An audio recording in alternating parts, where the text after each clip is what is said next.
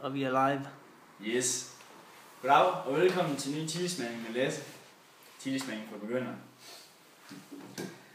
Jeg starter lige med noget, få noget væske i vores. Det kan godt lige tage lindre smerten med. Skål.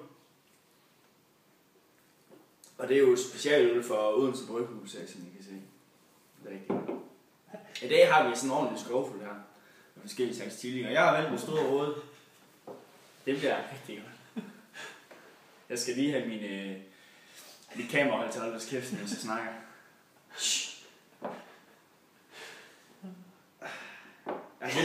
Jeg har glemt en kniv, så vi tager den ligesom et jordbær. Den er også rød som et jordbær.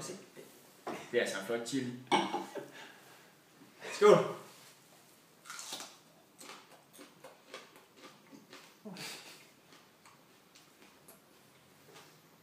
Den går for hurtigt hele munden, så mørkt.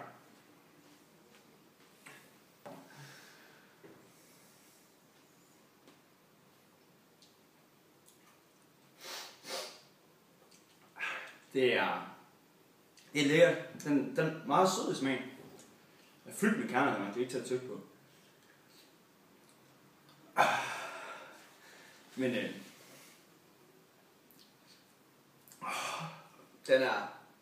den ligger højt på skalaen, den her. Det er godt. Vi er helt oppe på ringen, hvor det siger bare bu og buda. Fordi, hold da op. Den er god.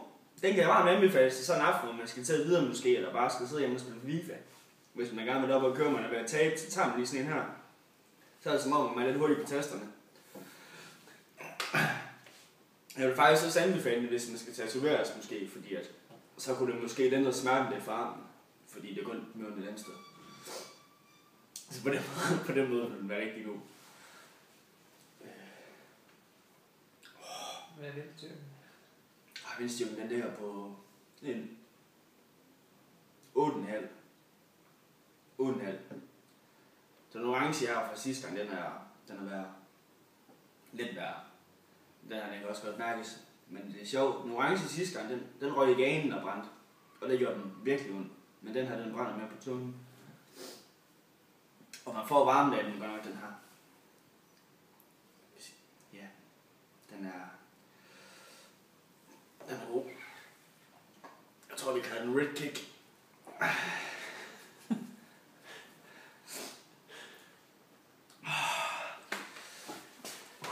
Jeg går lige over og lægger mig lidt. Jeg er nok færdig nu. Skål. Og lige en ting der. Kulsyre og chili fungerer slet ikke sammen. God aften.